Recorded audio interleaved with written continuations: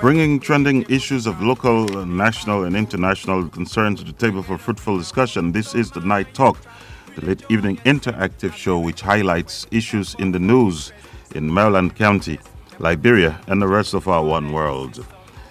Tonight, in continuation of TU Charter Day and Phoenix FM's anniversary, we connect with a pioneer student and graduate of TC, engineer Hiford Teah. He's going to join us on the line from the USA. TU Wi-Fi to extend to Pleebo shortly, and how far is the MOPP search and seizure warrant? Are people now allowed to sell palm oil at Barikehn Market Day, which is Tuesday the 17th? And what is this issue of a skeleton discovered on the beach between Fishtown and Middletown? For that and more, stay tuned to the Night Talk. Of course, we want to try to link up with our stringers and contributors around. At a point in time, we'll afford you, the listeners, that golden opportunity to call in and have your say in a very civil manner. My name is Rochford Gardner. Stay tuned. I will be right back.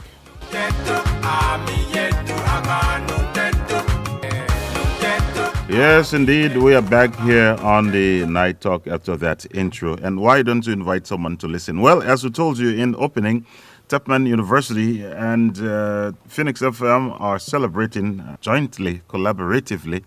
And on Saturday, we had the founding president who took the university from TC to TU. Now we decided to go deeper, way back, and talk to one of the first students and subsequent graduates of the school, renowned engineer Hiford Teah. He's now on the line from the USA. Mr. Teah, good evening and welcome to Tubman University Radio and the Night Talk. Yes, good evening, Mr. Good evening, my dear people of Maryland and Liberia as a whole. Okay, and which state are we joining you from? Specifically, I'm joining you from Charlotte, North Carolina. Okay, so let's roll right into business. You are a former graduate, the first batch, am I correct? That is correct. All right, and recently, that's on Saturday, we had the founding president, Professor Emerita Dr. Elizabeth Davis Russell, giving us a brief history of the point at which she took TC to TU. Now we want to go a bit deeper, and you mind telling us just an overview on how TC started and what it was like in the early days, the kind of professors you had and all that? Yes, thank you, Rashford. I listened to the interview to Dr. Russell, and I've been following from the time, TC turned over into Tubman University, but I was taken aback, and what prompted me to actually for this interview was that when she said in her interview that you asked her about the transition from TC to TU, right? And she said she had been in Liberia for like 38, 39 years, and she had no records. She made no records of TC. And it took me aback. So I said, well, let me ask Rashford to come and give a little history of TC. Okay. Because if TC was rolling into TU, there should have been a background or some records for her to have worked with to a transition into TU, from TC into TU. So to go back, like I said, I think you mentioned in my intro, I'm talking to okay, I was born and raised in Covington. Hello? Your reception.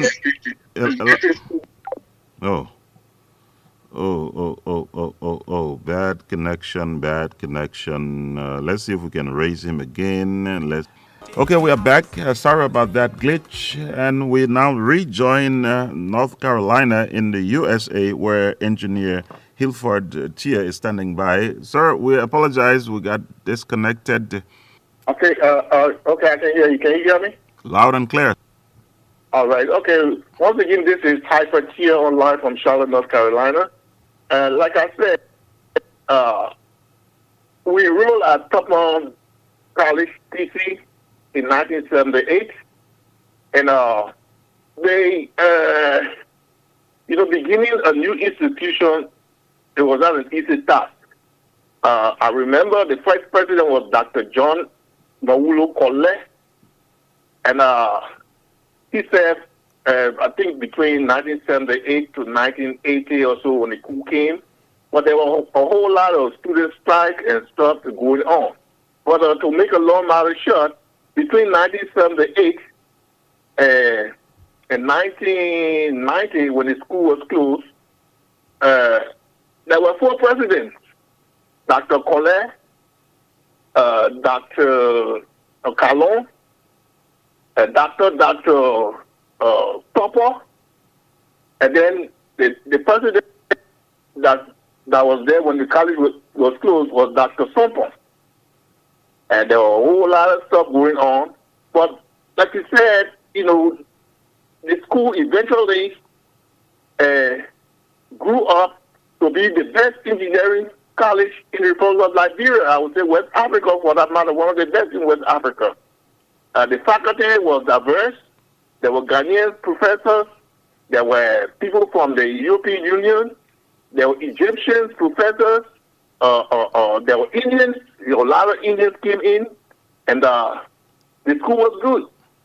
There was the architectural department, the civil engineering department, math department, the electrical, and then the electronics and mechanical department. These were the departments that that was in the College of Engineering, and put out some of the best graduates.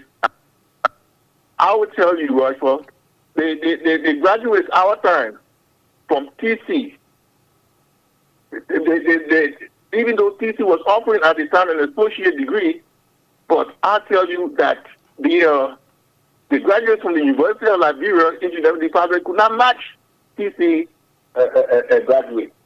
Most of the graduates were in different sectors like LEC.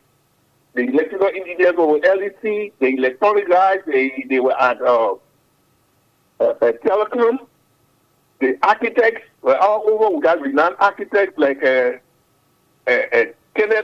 Awaji.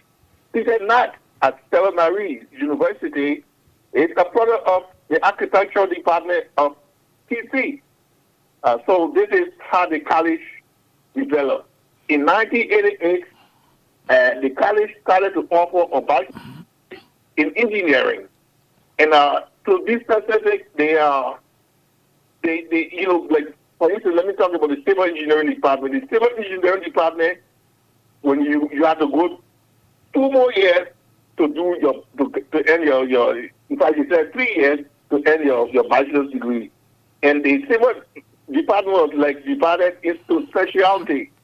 Like you see in my profile there, you see civil structural engineering. Okay. So I did the structural side of engineering. Other people did the public works side, which is like roads Okay. and water and sanitation.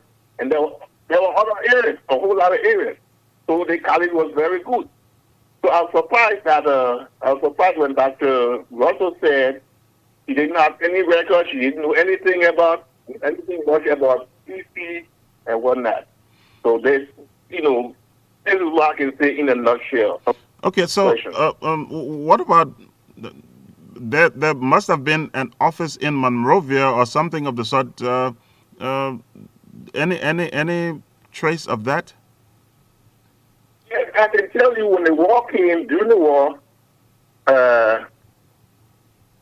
when the war started, when Mr. Taylor became president, I went to Monrovia, and TC had a Monrovia office. It was headed by one of Mr. Aloysius Atoka, and Dr. Sampo, myself, and Mr. Atoka.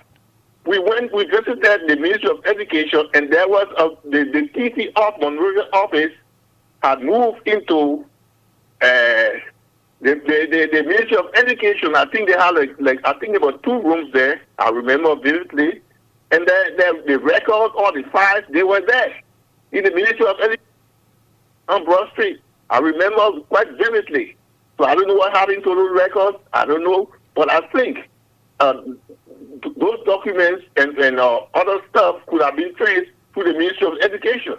because I remember I visited that office, and I interacted with staff at the time. I think it was in 2001, even though it's been a long time. Okay, now let's come back to the college itself. Talking about labs and all of that, what kind of equipment did you have? State of the art equipment or second hand things, and what? How were the labs? Oh, I will tell you. If you know what the old academic building is, I don't know what they are using it for now. It's the first building when you enter the campus. I don't know how it is now, but yes, it's now called the gallery.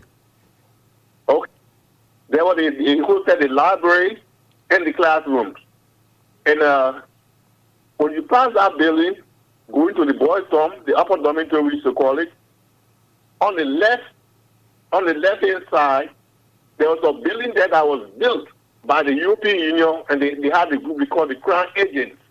They brought professors and they built that building, and each department had a laboratory there. There was a mechanical lab with state-of-the-art equipment, the machine, the lifts, and all kinds of stuff. There was like the electronics lab. There was the civil engineering lab. We had the soil laboratory, which would do soil testing. There was the surveying laboratory with surveying equipment. And I taught a surveying lab and soil laboratory. The place was well equipped. That's why at the time, that was made TC better than LED. Didn't have laboratories at the time, and TC had all those laboratories. Okay, now you also served as a professor at TC. Am I correct? Yes. And a lecturer. Okay, lecturer. What was it like then? How many students were enrolled at the time? What was the criteria for enrollment at TC? Did you have something like probationary students were in? I mean, your grade should be at certain GPA. What was it like? No, to the enrollment, because it was a technical college, and you had to pass the entrance examination. There was an entrance examination that was conducted every year, and you had to pass the math and the English. There were two subjects that were, you had to take, was the mathematics and the English language, and you had to pass both of them. There was TC. They didn't care anything like a remedial. Like if you pass math and you feel English, then you come in and do English. No, you have to pass both. So it was difficult to get a lot of students passing both examinations. So the enrollment was very low, and sometimes you have in one class, in one department, maybe in that class you have about 5 students, or sometimes maximum 10 students, or like that. So when it comes to after the first year, after the freshman year. So the class sizes were very small. And like in my class, in civil engineering, I can even call up him, those of us that were first in civil engineering, and that was myself, there was Sam Suman, the late Bill Warner, the late Humphrey Stryker, and one or two other persons, I think we're not more than 10. And to qualify for graduation, like I said, we opened in 78. And because of the strike and whatnot, in 81, we were only 4 students that completed the requirement for graduation. Wow. And that was myself, that was Stryker in the civil engineering department, there was Garrison Carter, a renowned architect in Liberia now, and there was Maurice Cannon, a mechanical engineer who's in the United States now. And we were selected to become teachers. And we were given scholarship to go to the University of Science and Technology in Kumasi, Ghana. And then when we studied, came back, and then we started to teach. And later some of us went to Barikehn College in Sierra Leone. And we came back. Among all of us, I remained there until 1990 when the school was closed. And then eventually I came to the United States. Wow. So do you have any idea on what was the total enrollment at the time was? In 1990? No, when you entered as the first batch of students. Oh, I think we were 87 students. Wow. And of the And I remember my ID number was 0048A. The A was for boys, and the B for male, rather, and the B was for girls. And I think we had about 5 girls in architecture. Okay, and so of the 87 odd students, only 4 graduated after the first course? Yeah, we 4 that completed in 81, there was no graduation ceremony, and we're just giving those certificates. And in fact, the first graduation was held in 1983 when they had a class of 81, 82, and 83 combined. At the time, I was not in the country. I was in Sierra Leone at the University of Sierra Leone, so I didn't take part in the graduation. I graduated in absentia. Okay. Okay, and what was life like on campus? Entertainment, food, lodging, how was it like? I'll tell you one thing, you would laugh. Like I said, I was born in Tubman Town, right around the corner from the Mount Tubman Church. Okay. And I lived with my grandmother. I had a full scholarship to go on campus and live on campus because I didn't, when I took the entrance, I made good grades. And I had a full scholarship. I didn't pay any tuition. I could have lived on the dormitory. But my grandma told me, no, you're not going to live on the dormitory with those Morovia boys. They will spoil you. The Morovia boys will spoil you. Guys from BZI, and then some guys came from LU. They were used to that social life. And they used to hang on that thing. And grandma said, no, you won't go and live there. So anyway, until my final year, that's when I moved on campus. And the seniors were living where they call the lower dormitory. It was the Elizabeth Hotel. Yeah. Now, they had it at the time when for Tubman's birthday, and later on they turned it over to the college. And the seniors were living in the lower dormitory, and I lived in the lower dormitory. We had the student center there. There was good life. They had the cafeteria. There was good food. Life was good. Life was good on campus. Transportation, how was it like? Transportation? Yeah, the college had, because everybody couldn't live on campus. But for me, my house, my grandparents' house was like 10 minutes walk to the campus. So I used to walk back from school. But they had the day students, and the college had two coastal buses at the time. They called them coastal buses. And I used to pick up the students and start from Harper, from the environs, Middlesex, and those areas. But there was no transport from Pleebo to TC. Okay. Yeah, well, the transport was only between TC and Harper City. Okay, and finally, even though you had a full scholarship, but any idea on what the fees and tuitions were like? I think for these students, that semester, it was something like $87 or less than $100. Wow. And for Buddhist students, it was less than $300. It was like $2 something per semester. For high quality, top end education. Yes. Wow. And I tell you, our teachers, they were well paid. That's why the Ghanaians used to come, Tanzanians used to come. And and most of the Indians that came, the college had this relationship with the government of India, and India used to provide those professors. The Indian government would pay them, and then TC would only provide housing for them. Housing, that's all. Housing and transportation. The Egyptians too. The Egyptian funds used to provide professors, and TC only pay the housing. The Egyptians pay the professors. This is why. Before Dr. Mengen became president, there was this Dr. Emmanuel Ray. I think you remember him. Right. He was acting president. Right. Emmanuel Ray. He used to be one of my students too, because I taught him at Fatima High School. Before he graduated from high school, I taught him in the 12th grade. I taught him physics. I used to teach Fatima physics, chemistry. Dr. Ray. So when Dr. Ray became acting president, I gave him some ideas to try to revamp the relationship between India and and Tubman University to see if some assistance could be given. I've even told them about the Egyptian phone to see if the university authorities could liaise with the Egyptian phone to see if they could help with professors and other assistants to the university. But then later on, I heard that he was not the president; it was Dr. Menji.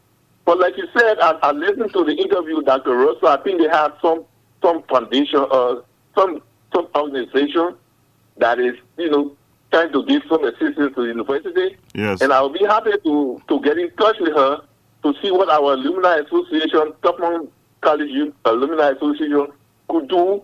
And then we could go forward. I can give her some of this information and to see, because I understand the engineering department right now at Tubman University is weak. And we need to strengthen it. And I think through that we could work with Dr. Russell and see if we could, be of some assistance to boost up the quality of engineers that we will produce from Tubman University, and also to bring back the College of Architectural Engineering, because you see the architectural engineers and the civil engineers, they work together. So I don't see why they had to remove the College of Architecture. Okay. I mean the Department of Architecture. Okay, sir. We want to say thanks for your time, and I'm sure you got one or two people still living around here. Just say hi to them, name them, and say hi to them. Okay. Like I said, a lot of my classmates have passed. But those that are there, he's an architect in Monrovia. He was my classmate. There is Kenneth Yao Awaji, a renowned architect. There's the TC Alumni Association. They call themselves the Gurus. They got, I think the head is, then the Stephen T. They civil engineering too. I want to say hi. And a lot of them gone, man. A lot of them gone. What about some family and friends in Maryland and Harper? I want to say hi to a shout out to my man PDNC, my full-time friend, the Superintendent Cole, my buddy Moses Greenfield, Gila Dix. Yeah, the guys that we hang out with at the time, and my friend Ed Neiman Park Jr. I think he's in Monrovia, and all the rest of the guys, man. Yeah, I know you won't be able to remember all of them. Okay, thank you very much. It's a pleasure having you share your experiences at Tubman College. All right, thank you, Mr. Gardner, and it's my pleasure talking to you, and I'm available anytime. And I'll get to you to get the contact of Dr. Russell. Okay, sir. Thank you very much. Okay, have a blessed day. Okay. Yes, indeed. It's nice, So let's take a break, and we'll be right back to take our next item here on the program. Okay. We are back on the Night Talk after that short break. Let's now move over to... are you at Huachocan, sir? No, I'm somewhere driving from Pleebo. Okay. Anyway, that's Chief Nelson Neal, head of the Council of Chiefs in Maryland County. And as you heard, we've been following this story about the search and seizure warrant. Last week, Tuesday, was Monday and Tuesday, we had some issues at the Barikehn market. So now the chief has been trying to mediate, and he's now live on the line. Chief, good evening and welcome. Good evening, thank you. Okay, so many people are concerned, first before we get into the nitty-gritty of what's been obtaining and where we're going to move from here, but people are worried. They think that if they take their palm oil to sell to Barikehn tomorrow, which is market day, they're going to get seized. Well, that is not to my concern. I don't think It will be involving the sale of oil tomorrow. There is no information regarding the seizure tomorrow. I think everything is then put halt to until further notice, because we were in the court today. The magistrate was not well, as he informed us. He will be informing us at a later date. So tomorrow is free. Anybody can go there and sell the product freely. While we will be going to discussion on Thursday of this week, the issue will be coming up recommendation. But as of tomorrow, anybody can go to the market and be sell. They will be selling there freely, and there will be no harassment and intimidation by any security officer. Okay, Chief. Anything else you want to add before we drop the line with you? Well, as we said, we have invited several people, communities from the affected communities. We have 29 communities today. Communications were served to them to go to the meeting. They will be represented by 10 persons, 3 women, 3 youth, 3 elders, and the chief will all be conversing in City on Monday starting from 9 o'clock. By 10 o'clock, we'll go into business. And issues on the agenda will include the incident of Barikehn, the incident of Barikehn, the incident of Bolulu. We will be visiting the court to get some explanation on the court warrant, how it is issued, who it can be served to, how it can be served, what to be done about it. All will be discussed in our meetings, and then we'll be coming up with recommendation on issue affecting the people and how we should go about doing it. All right, Chief. Thank you very much, and we're going to try our best to be there on Thursday. Thank you very much. Okay, that was Chief Nelson Neal. He's the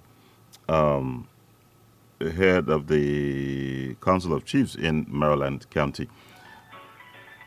Yes, the show moves on. We getting reports of a skeleton which was discovered on the beach between Rocktown and Middletown. So Brian Dio has been trying to follow up on that. Brian Dio is now live on the line. Brian, good evening and welcome to the Night Talk. Good evening, boss. Thank you so much for having me on Night Talk. All right, Brian, what is this thing about a skeleton being discovered on the beach, along the beach between Fishtown and Middletown? Well, I don't know if it should be described as a skeleton, but what appears to put fear, or what appears to have brought panic to residents of both Fishtown and Middletown was on yesterday, when there were reports of the discovery of firstly a head, that is a human head. And the human head was discovered in Middletown, and also the feet of also a human, including some parts of the body, was discovered in Fishtown. With this, immediately the media reports have it that the residents of both Fishtown and Rocktown did communicated, not Rocktown but Middletown, they communicated with the joint security sector in the county. The joint security sector early this morning embarked on a tour to the 2 towns to ensure that they also see exactly as to what residents of those towns were talking about. So upon their arrival, they then also authenticated the information given by residents of the towns, that is the hair part in Middletown and the feet part of the human in Fishtown. And so with that, they invited family members. You may be aware, boss, we reported on Listen Radio that one, George Clarke, after a canoe capsized, that canoe after capsizing left George missing. And so since that time, they have been searching for George one way or the other. In fact, family members have since joined the Frontier community to also search for George. Unfortunately, the either lifeless body or the living body of George is yet to be found. And so the family members of George went on the scene on today upon the discovery, and they were able to interact basically with the residents of towns, including Liberia National Police. But boss, as we speak, the family members of George are said to be threatening unspecific actions against the Ghanaian community.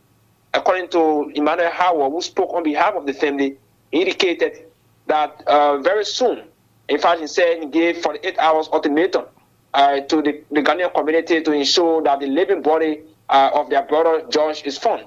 He said if that is not done, maybe the government of Liberia will maybe assign admin to where they reside or to other parts, because they won't allow their brother to go free. According to him, this is not the first of its kind.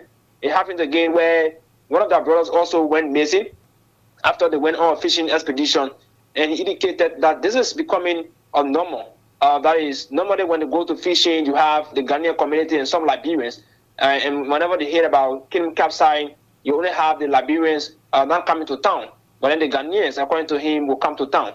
And so they think that indeed this is not done freely, and this time around they are not going to take it lightly. In fact, they do not even want to hear about the discovery of a skeleton. And when they arrived on the scene today, they couldn't even discover if this is their brother who went missing or not. But they say they don't have any skeleton discussion with any family member or anyone from the Ghanaian community, neither the Liberia National Police or whoever. All they are calling for is the living body of their son should appear to them, and they should be able to get hold of him, and he should be normal like he left the house. And so in the wake of this, they also indicated that they took that complaint to the Liberia National Police office just when their brother George Clarke upon hearing the information that he went missing on Thursday. That was last Thursday, and they took that complaint to the Liberia National Police headquarters, and there wasn't any response. In fact, they were told by the police that they should get out of the police station. They indicated that the officer told them that indeed when there are big cases like money cases, you won't bring it to the station, but cases are such when it gets serious, and that's the time you want to run to the station. According to him, his exact voice. And with this, they left the station, and so they think that the case is being taken lightly by the Liberia National Police or whatever joint security sector. So what they are doing now is to just give the ultimatum to the Ghanaian community to make sure the living body of their brother or their son is produced. If not, in 48 hours, they are threatening unspecific action. Despite he said in an interview that the Liberia National Police or the government of Liberia might send ERU officers or whatever to guard them in the process or to put stop to whatever process that they're going to be carrying on. They are not going to take it lightly. Now, let's go back a little, Brian. George Clarke, peace be to his ashes, which of these communities he lived, because we have at least 2 or 3 Fanti settlements, one at Old Crew Town and maybe 2 at the Huffman Station area. Which community?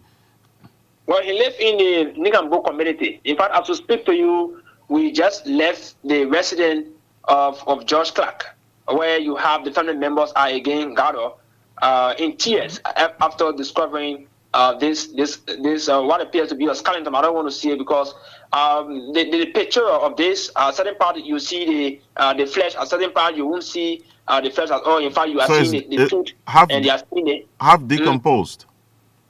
Well, the feet part of that what was discovered is a bit decomposed, in fact. But at least you have one of the foot which is like beat up, and another one still is very strong, looking like is still being seen in a normal foot form, like someone is alive or whatever way you might want to describe it. How many days has it been, Brian? How many days has it been?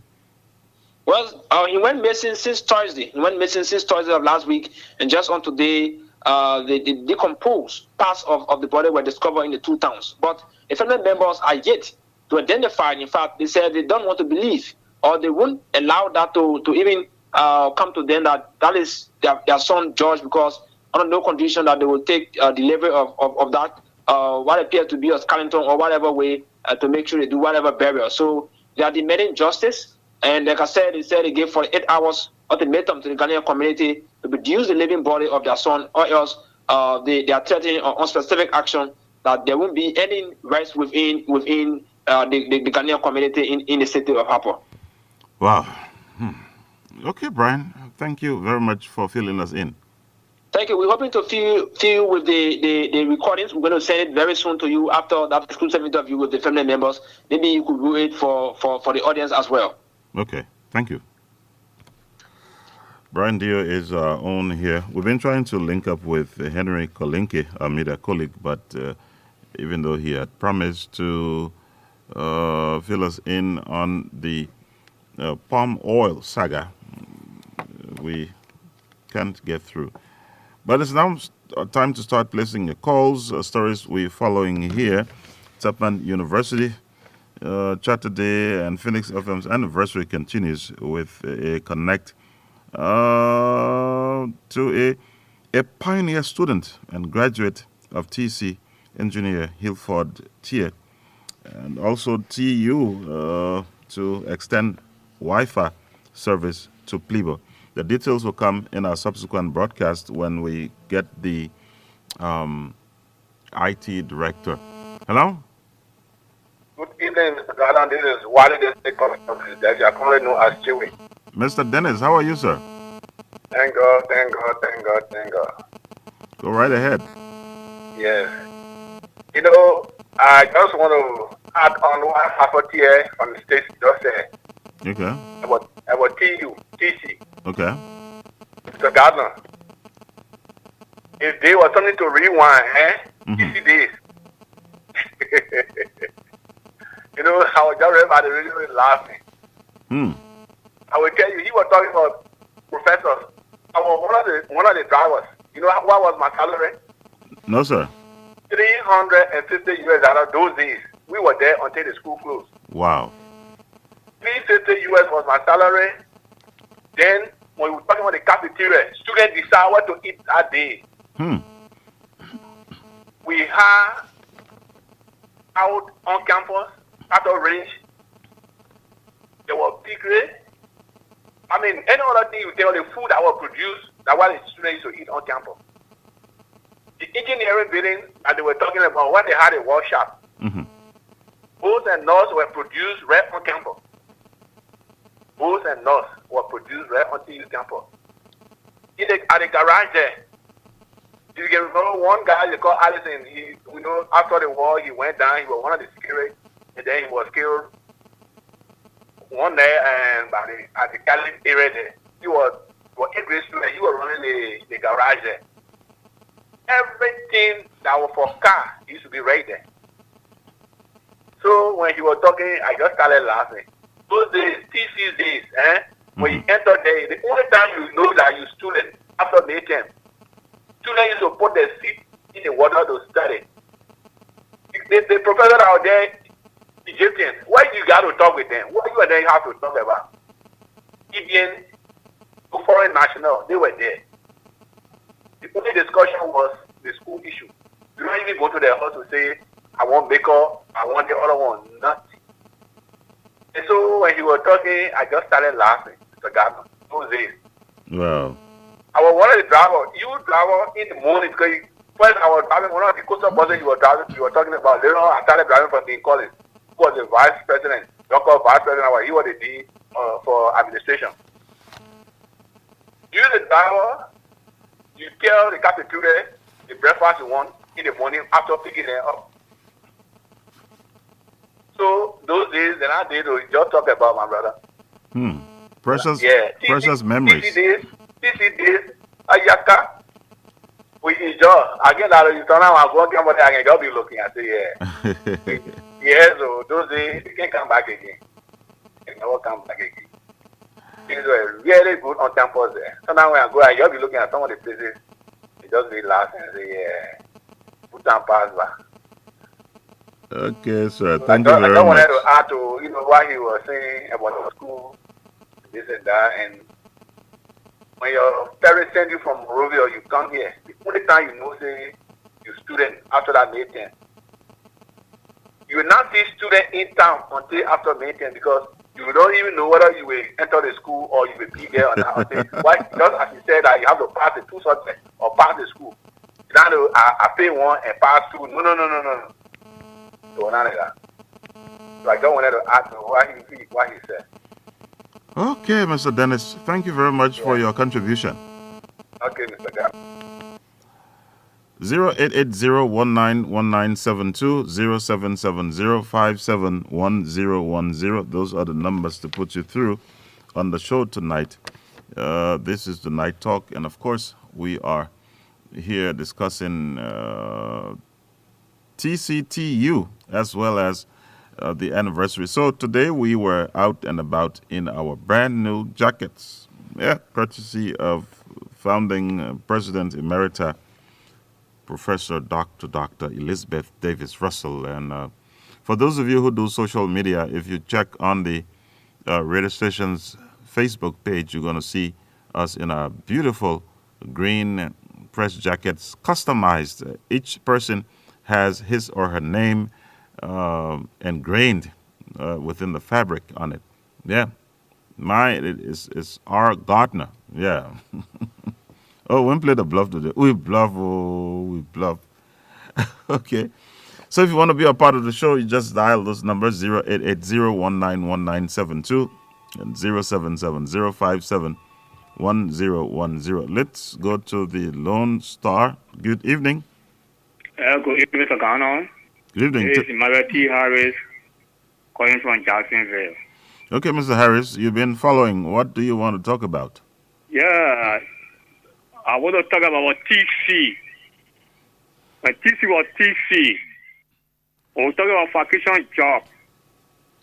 Every weekend, we used to go and get vacation job with our attorney. And you go for your work, you go to a cafeteria, you get what you want to get, the full stop. So we used to be the first group that will go for work when you come to register, you get your part to eat. Wow. So TC, or look at TC to TU, it's a big difference. Yeah, it's a big difference. And do that, I'll go get now this time. Oh, go there, go get now, get a dish for me. Yes. So we'll look at TC to TU now. We're not taking TC. It's a big difference right there. Mr. Ghana again lie to you. Yeah. So what I want to say. Okay. So, but what do you think the problem is right now? Why we can't see that kind of? The two that are taking care of the department of this person now, that are taking care of TU, is the put a problem. Yeah. Don't you think it boils down to monetary support, financial support to the institution? Because as you heard, the guest from America, he said in the past we had the various governments and international organizations supporting and sponsoring professors and all of that. Yeah, well, what Mr. Dennis said, according to Mr. Dennis, what they used to achieve for travel, first of all, and now most of the travel, maybe they're not achieving it in those days. You getting me? So, look, let me compare it right there. Okay, sir. Thank you very much for your contribution. Let's go back to the line. Hello? Okay, we don't have a caller. Dial 0880-191972, 0770-571010. We don't have too much time left, so please be brief when you call. Let's go back to the Lone Star. Hello? Hello? Oh, the person was beeping you. Hello? Wow. How they can beep? Hello? Hello? Hello? No way. Please change your location and try again. 0880-191972, 0770-571010. Those numbers, if you dial, will put you through on this edition of the Night Talk. Yeah? So we are making efforts to talk with the IT director to get us more details. It's not going to be today. We just read that Hello? information in the headlines. Hello. Yeah, hello. Go ahead. Live on the Night Talk. Yeah, calling from Bishop State. And what is your name? My name is Reggie Modon Jr. What is your contribution?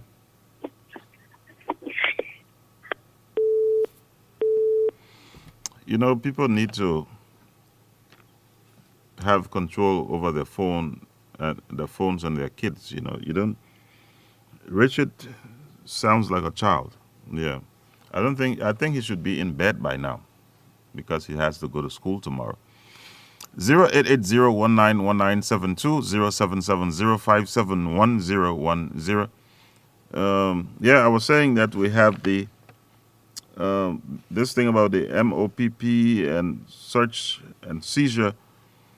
According to Chief Nelson Neal, people can now take their palm oil to Barikehn tomorrow. Tomorrow is market day. Tomorrow, that's Tuesday, the 17th of September. So, from what we heard from Chief Nelson Neal, all of that thing about seasoned palm oil and stuff has been halted. And on Thursday, there's going to be a mass meeting of the 19 or so communities affected by this search and seizure. And we're going to try to be there to cover up that.